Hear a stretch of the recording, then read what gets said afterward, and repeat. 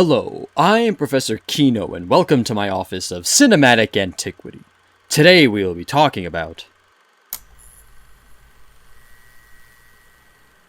Okay, yes, I know I sound different yet again. I was starting to grow irritated by the issues with my previous audio recordings. Slight tinniness there, echoey here. So I went out and got myself a legitimate microphone. I didn't have one beforehand because when I started this channel, I built every aspect of it with stuff that I just had lying around. I didn't want to spend money on anything until I became convinced that this review stuff was actually something that I wanted to pursue. So now that I've been doing this for more than a year, I'm 60 plus reviews in, and don't see myself slowing down, I've decided to invest a little in order to make my audio better. So voila.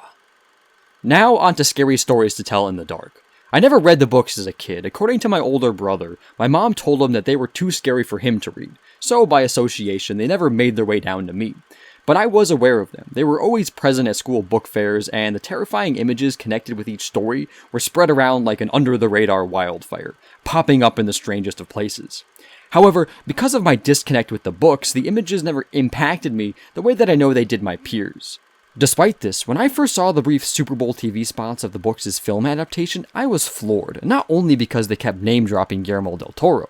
Simply put, each clip featured in the TV spots looked absolutely terrifying, and I couldn't wait to see how the film would tie them all together.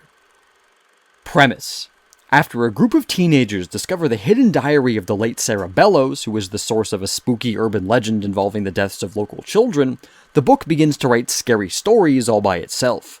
And that would be fine and all, except the stories happen to be about the teenagers, and everything in them begins to come true. Writing.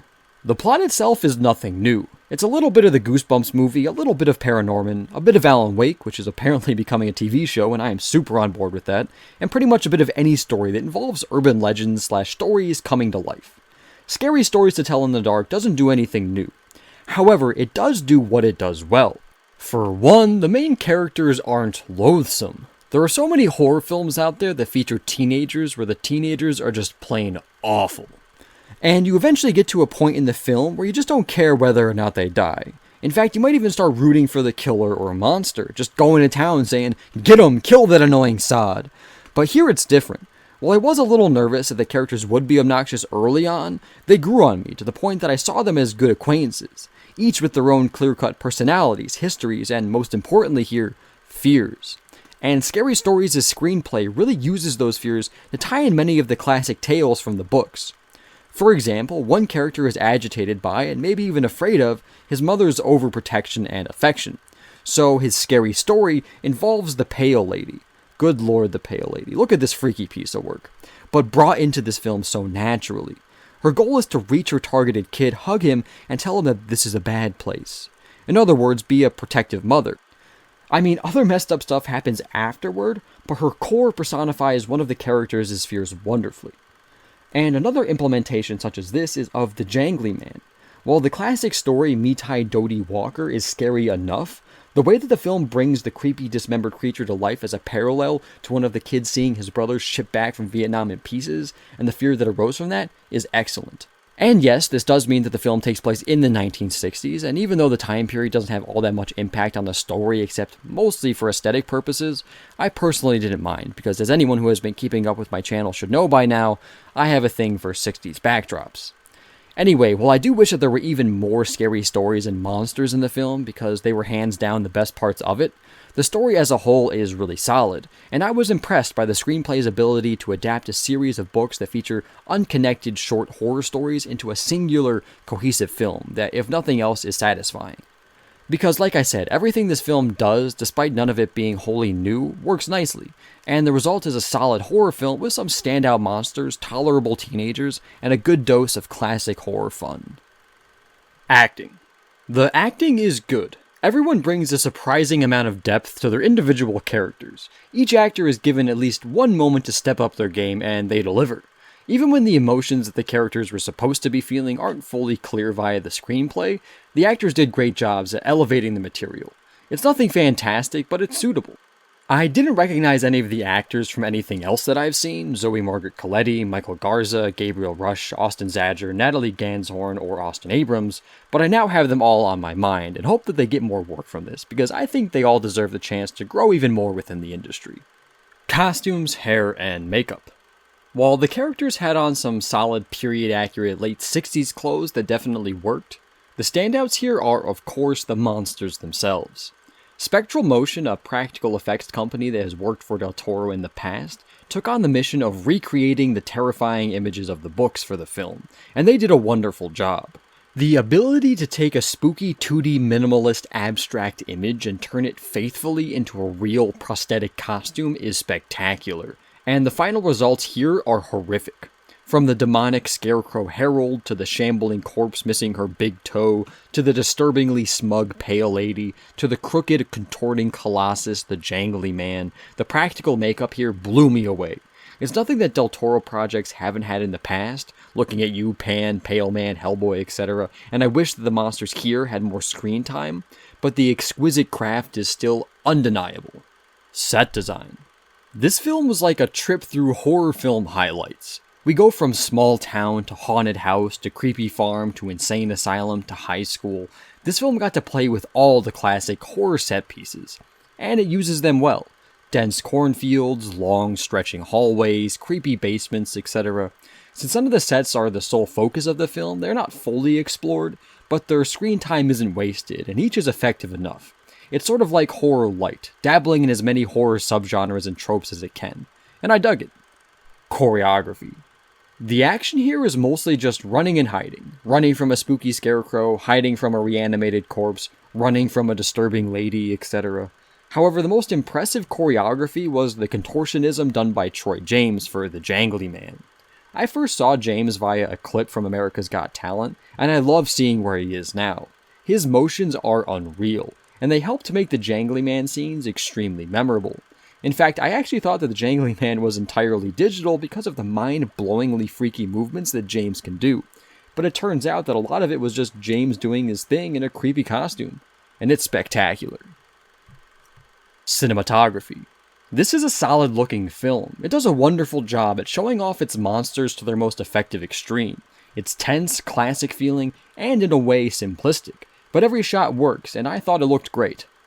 Editing. This film is cut together really well. The horrific scenes build tension nicely, the dramatic scenes are smooth, and the film as a whole flows in a satisfyingly consistent way. And there is a reason for this. While director Andre Ovredal has directed and edited films in the past, he has only done a few. So for this film, Oscar award-winning director/producer Guillermo del Toro edited the final cut of the film himself. And he was ruthless, with the sole goal of making the best product possible with the material given. In an interview, he even said that he and his fellow directors Alejandro Iñárritu and Alfonso Cuarón often help edit each other's films. And according to Del Toro, it usually goes like this. This shot, and that shot have to go. And somebody always says, but that's a $100,000 shot, plus all the VFX and the set construction, and it doesn't matter. No one watching the movie knows what went on behind the scenes, artistically or economically. What matters in the end is if it helps make the film the best it can be. And if it doesn't, then it needs to go. And this is the tactic that Del Toro used on Scary Stories to Tell in the Dark. He went into what Ovredal shot and pruned it in order to make the best film possible. CGI. While the film relies heavily on practical effects, there are moments that require the use of CGI. And to be honest, it's not amazing, particularly when it is used on the Jangly Man.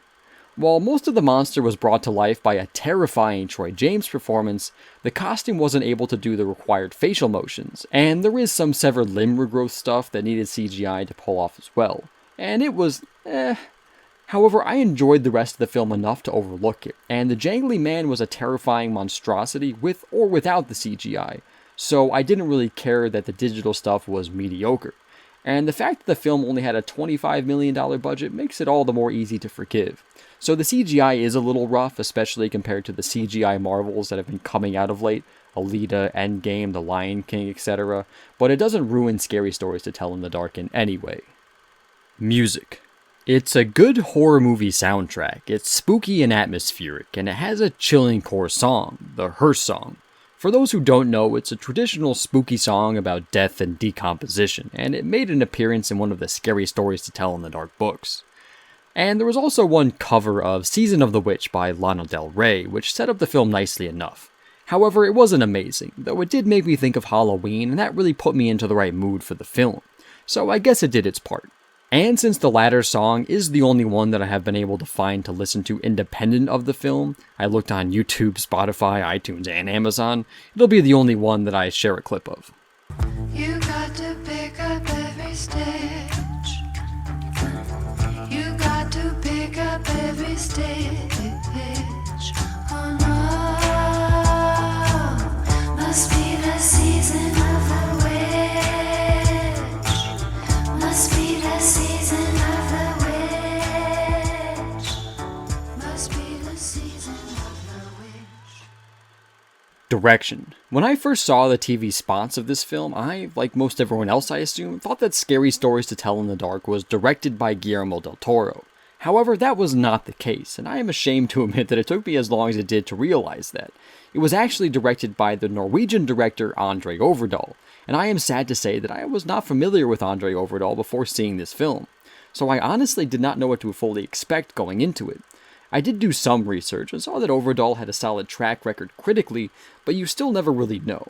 However, I am glad that Guillermo del Toro saw something in him and brought him over to Hollywood because he did a solid job with Scary Stories to Tell in the Dark. Yes, it does seem like del Toro was really involved in the project himself because his stamp is everywhere on it, but there is still enough that is clearly Ovredal that made the film stand out to me. It is simply a competently made, fun, and enjoyable horror film, and because of that, I think Ovredal should enjoy all the attention that Scary Stories to Tell in the Dark is getting, because he has talent, and I'm excited to see where his career goes from here. My enjoyment. I really enjoyed this movie. It wasn't spectacularly amazing, but I had no issues with it when watching it. I simply enjoyed it fully. While it felt very familiar to me as it went on, a symptom of the story being a little too similar to a lot of other narratives out there, I actually liked it. It made me feel like I was reliving a fun Halloween memory. I like that sensation, and have now added Scary Stories to Tell in the Dark to my go-to Halloween film roster. In other words, this is just another good horror film that has come out in recent memory. Let's hope that streak continues with the fast approaching It Chapter 2. Recommendations. If you are in the mood for a solid horror fix, Scary Stories to Tell in the Dark should hit the spot. It's got great monsters, fun production design, and entertaining characters. It's just a good horror flick. Although since its source material is targeted toward young adults, it may appeal to them a little more. And even more to the adults who grew up with the Scary Stories books haunting their nightmares. However, I will say that the film isn't wholly scary stories, so if you were hoping for more of a horror anthology film that just adapted the scary stories and nothing else, you may be a little annoyed by the general structure of the story here, and by association, the core teenagers.